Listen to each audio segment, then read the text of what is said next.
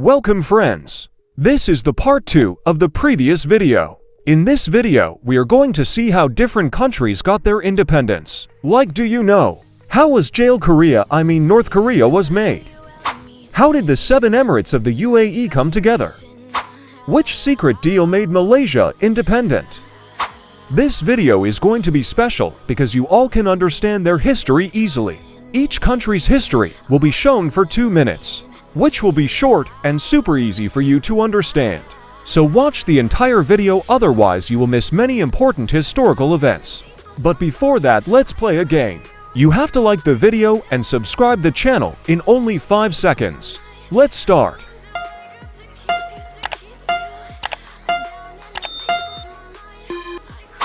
Now let's see the history of countries. And next video would be on which topic? Tell in comments. In last video, some of our friends were having some confusion when I said I never got colonized. As a Sigma, it's my responsibility to give the answer. Some people were saying I got independence from the Holy Roman Empire. What? But that's actually different. I was never colonized by a foreign country the way some other nations were. The Holy Roman Empire was more like a group of European territories. And I was independent from there in 1648. It wasn't like colonization where another country takes over. So I wasn't really colonized.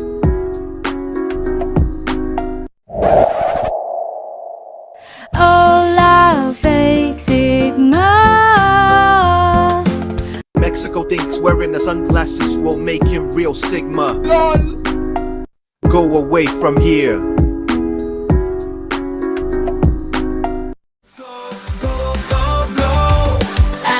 Versus anime, versus anime, versus anime, versus. The stage is bright, in the neon glare we take flight. Every twist, every turn ignites the night. Speeding ahead, breaking free. Endless options for you and me. Chaos reigns, trails of blaze. Anime versus in this dizzy maze. Across dimensions we thrive. Anime versus, let's revive.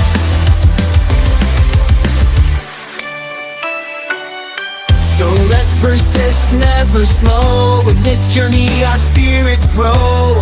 With anime versus leading the way. Every single moment, come what may. Come what may. Go, go, go, go, go. Anime versus. So let's start with United Arab Emirates history. In 1820, British captured the Arab Emirates in Middle East through treaties. They signed the General Maritime Treaty with local rulers. UAE is basically a country by uniting 7 Emirates. That time, the 7 Emirates, which is known as UAE today, was separated from each other. This area is perfect for me. India, Europe, and other places are so near means I can easily trade. Perfect for my economic interest. Not only that, I can expand my influence. The waters are not safe. It's a threat for me. It's plagued by piracy. Yes, I know. I aim to stabilize this region to ensure safe passage. British established a protectorate in this region. Protectorate is a relationship where a stronger country controls the foreign affairs and defense of a weaker territory. In this case, British was a stronger country, so it controlled the 7 Emirates. In 1960s, UAE wanted independence. The British gave excuse like you guys need security and stuff, so they refused to give independence. So UAE said, we at least need a little bit of freedom. Let me show you visually. I want more control over my own affairs. The people here desire independence and self-governance. I know, but there are still concerns about security and stability in this region. We want to ensure you have the security you need. I don't duck and care, we can manage our internal matters. We only need freedom now, nothing else.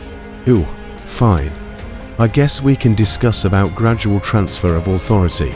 That's okay, but remember that I need full independence soon. I promise that by 1971 I will go. Staying here is causing me economic damages anyways. In 1971, British left UAE due to several reasons like growing nationalism and pressure. Fun fact, Bangladesh also got independence in the same year. So that's how UAE got independence. Now let's see Malaysia's independence story. In 1511, Portugal colonized Malaysia. At that time, Malaysia was known as Malacca. The Portuguese conquered Malacca, which was an important trading port on the west coast of the Malay Peninsula. In 1641, Dutch took control of some parts of Malaysia. Calm down, Dutch. You've just taken territory from us. What do you think you are doing here in our territory? Nothing. I just came here to take this vital trade port area. Malacca is a key to spice trade, so I am taking it. Now bye. Hey, wait a moment. This is mine now. I came to Malacca to establish trade routes. I can do better. I have the resources to develop and handle it. I will take revenge. Dutch and Portugal both stayed in Malaysia for a long time. In 1786, British came here. This will be perfect trading post for East India Company. We shall establish a foothold here, and from here expand our influence across these rich lands. Who are you, and why do you think you can just settle on my land? We have our sultans and rulers who govern these lands. I come with trade and opportunities. You shall still have your rulers. We'll simply guide things for, I think, stability. Yes, so we'll guide you things for stability. On 8th December 1941, Japan started their invasion on Malaysia. In 1942, they successfully captured. After Japan's surrender in 1945, British tried to regain control, but this time Malaysia wanted independence. On 31st August 1957, Malaysia gained independence. On every year 31st August, Hari Merdeka Festival is celebrated. Malaysia's history was a bit hard. But now we will see the history of a country which gained independence without a large bloody revolution. This country is mainly famous because of football. The country is in South America. Can you guess the country? Anyways, the country is Brazil. If you guessed right, then like the video. If you didn't guess it, then subscribe the channel. Anyways, let's see Brazil's history. Brazil was a colony of Portugal for over 300 years. And that's why Brazil's official language is Portuguese. In 1807, Napoleon Bonaparte was causing problems in Europe. So the Portuguese royal family had to sail to Brazil. Brazil was their colony, so it wasn't that hard. They made a Brazilian city called Rio de Janeiro, the capital of the Portuguese Empire. This made Brazil more important. But in 1820, Portuguese people wanted their King João VI to come back on Portugal. So in 1821, he returned to Portugal. But he left his son Dom Pedro to rule Brazil. But Brazil didn't want to stay as a colony this time. So they started to demand independence. Dom Pedro's father wanted to rule Brazil, while Dom Pedro supported Brazil's independence movement. Dom Pedro didn't listen to his father. So on 7th September 1820, Dom Pedro declared the independence of Brazil near the Ipiranga River. He shouted Independencia ou morte, which translates to independence or death.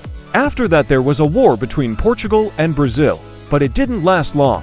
In 1825, Portugal officially recognizes Brazil as an independent country.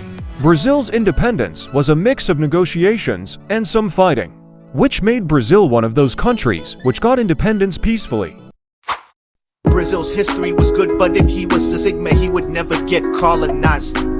That's why I say always be a Sigma like me. Yes! So this was the history of Brazil. Now let's watch the final history of this video.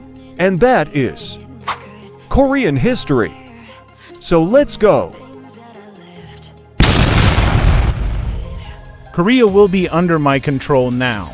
In 1910, Japan started to make Korea its colony. This means Korea immediately lose its freedom. Japan showed cruelty. Now I am banning Korean language. No one should speak Korean language. If I find someone speaking Korean language, they will get arrested. And your people should work for me now. I will use your resources to develop my country. On 1st March 1919, Koreans started protesting to demand freedom from Japan. A big protest happened. Unfortunately, the Japanese government was very harsh. They sent soldiers to stop the protesters by killing them or put them in jail. Even though the protest failed, now the world knew that Koreans want independence so bad.